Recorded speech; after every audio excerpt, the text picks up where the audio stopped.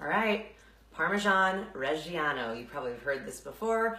Some of you may use it all the time and say like, duh, but some people are still using this stuff in the green can, so I'm talking to you.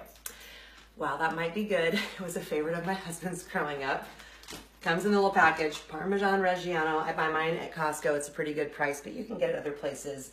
But not all Parmesan is created equal. Some of it will say it's Parmesan cheese, but unless it has like the stamping on the rind out here and it says Parma, it means it's not from the real McCoy. So what I do for mine, I buy it in the big blocks, and sometimes I shred it, but I'll cut off my rinds and actually save these. They're super good flavor enhancers if you ever make even like homemade tomato soup or tomato sauce or marinara, or you can throw them into soups for extra flavor punches. I just stick mine in Ziploc bags and throw them in when I'm making sometimes different soups and sauces and that kind of thing.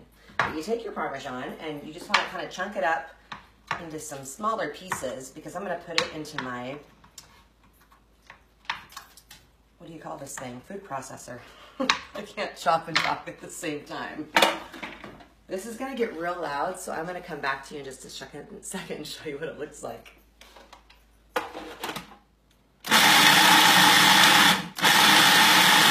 Okay, so what I've done here is taken those big chunks and come zoom in real quick. I've put them into these little tiny, oven's preheated, excuse me, little tiny little beads of yummy Parmesan flavor. And you guys, these are like little flavor bursts. They're so good. I keep these, then now that I've done my whole block, it'll last for a long time in our house because just a little bit goes a long way, whether it's into a soup or on top of a spaghetti you've made, or in this case, I'm making another batch of pesto here in a little bit. I need some of this for that, but I'll just store it in Ziploc and keep it in my fridge, and it lasts for a really long time. So don't be scared of buying the big blocks of cheeses and thinking, I don't want to get off the grater every time. You can grate it by hand. It just takes a long time. If you own a food processor, this is a quick and easy way to like pulse up a ton of cheese, and then you've got it all ready to go, and it's just such a flavor enhancer for salads, for like I said, pastas and soups. And my daughter loves to do it on her English muffin. She puts a little bit of butter on her whole wheat English muffin and sprinkles a little of this on top. And a little goes a long way. It's way more flavorful than the green powdered stuff. So give it a try. So I've talked a bunch about making my own homemade pesto, and I figure I might as well give you guys a quick demo of that. My husband is allergic to nuts, so I have to make my own for him, which is actually a joy because I love making it. It's super simple and it's super delicious. So typical pesto has fresh basil, garlic, Parmesan cheese, salt, pepper, olive oil, and toasted pine nuts. That's what I leave out because that would not be good in our household. So I've already taken my basil leaves and plucked them off all the stems. You don't want to put the stems in. You want to just grab the leaves and have those in there.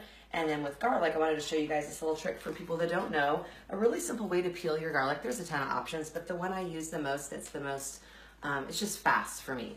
Take your knife, and the blade obviously is here. Tip it a little bit to the side, and then I keep my fingers out, but have my fingers flexed, and just with the heel of my hand, just pop it like that, and it loosens the skin, and the skin will just kind of come right off really easily. So that was not hard. Separated my skin, and then these guys are ready to press the garlic through for when I make this. So I'll show you what that looks like in just a sec. Okay, so I've pressed my garlic in here. The quantities, I'm not very good with that because, like I said, I'm not great with recipes. I mean, I am, but I just like to do my own thing. So I have probably only about 2 cups of basil leaves. I already had used the package of basil I bought and had used it for some other things, so I don't have a ton of basil. But I'd say it's about 2 cups.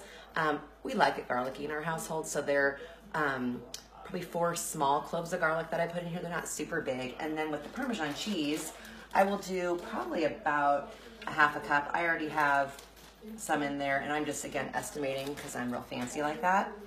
And so what I do first is I'm going to give this a quick pulse, and then we'll start the olive oil in here, and I'll show you what that looks like. So hold on, watch this. Hopefully that's not too loud.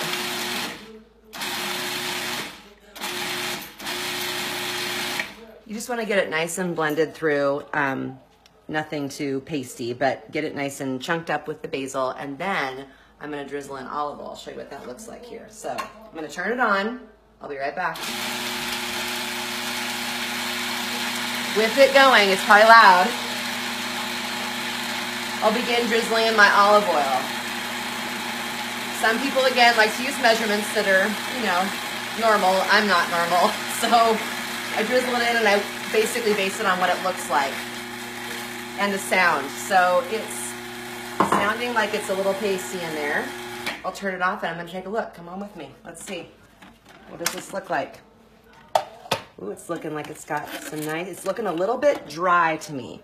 I want it a little bit more saucy than that for what I like. But again, you get to do what you want with your pesto. I forgot, add a little fresh cracked black pepper. I got that in there. It was a little bit too pasty for me. I wanted a little bit more viscous, a little bit more saucy. So I'm going to turn this back on and I'll drizzle my olive oil in and see where we're at.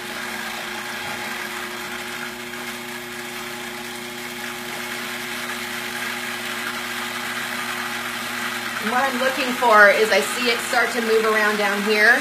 It gets a little bit lighter green and I know that the olive oil is about fully in with what I want. So zoom in down here. You can see it moving around. That's what I'm looking for my style of pesto. And that basically is it, folks. That's simple. And you can take this and use it right away. Toss it in your pasta. We use it a lot on sandwiches. Tyler loves pesto turkey sandwiches. I will take it and freeze it in my little snack size Ziplocs. Then I have little pockets or little packets that I can slip into pasta sauces all throughout the winter time. This isn't a big batch of it, but you can see it's pretty simple. Obviously, food processor helps. You could try it in a blender. It would probably work as well. You just need to get in there and kind of use a spatula and make sure you're getting all the bits and they aren't getting stuck. But pesto's pretty easy. Give it a try.